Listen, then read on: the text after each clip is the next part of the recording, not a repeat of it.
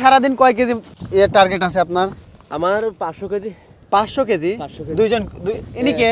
দুইজন মিলে 500 কেজি। ইনি আপনার বাড়িওয়ালি? জি। আচ্ছা, এভাবে কতদিন ধরে আপনারা এইভাবে ঝিনুক ধরতেছেন? এই 500 মাস ধরে ধরতে আছি। 5 মাস?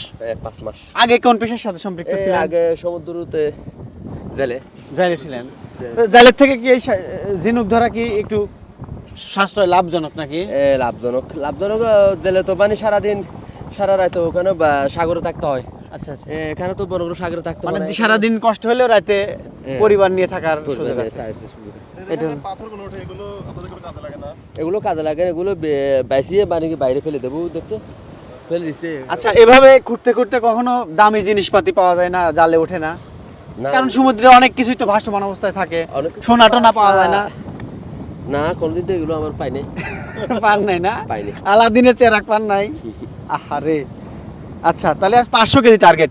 এখন কত করে কেজি বিক্রি করতেছেন এগুলো? এগুলো 4 টাকা, 5 টাকা, 3 টাকা, 6 টাকা এরকম। মানে কোয়ালিটি বুঝে নাকি? কোয়ালিটি বুঝে। তাহলে এর ভালো কোয়ালিটি বোঝার উপায় কি একটু বলবেন আমাদের? ভালো কোয়ালিটির উপায় হলো বালু থাকতে পারবে না। ও আচ্ছা, বালু থাকলে হবে না, এগুলো থাকলে হবে না। ও, এগুলো কি বাছাই করবেন আবার না? এগুলো বাছাই করব। বাছাই করে এগুলো বাদ দিতে হবে? এগুলো বাদ দিতে হবে। আচ্ছা, এগুলো সবগুলো বাদ দিয়ে শুধু সিলেন থাকলে এগুলোর দাম। তাহলে একদিনে কি পরিমাণ টাকা আয় করা সম্ভব? 500 কেজি যদি টার্গেট? 500 কেজি হলে মনে করো কি 500 কেজি হলে আমাদের কি 1,500 টাকা পাবো। 1,500 টাকা।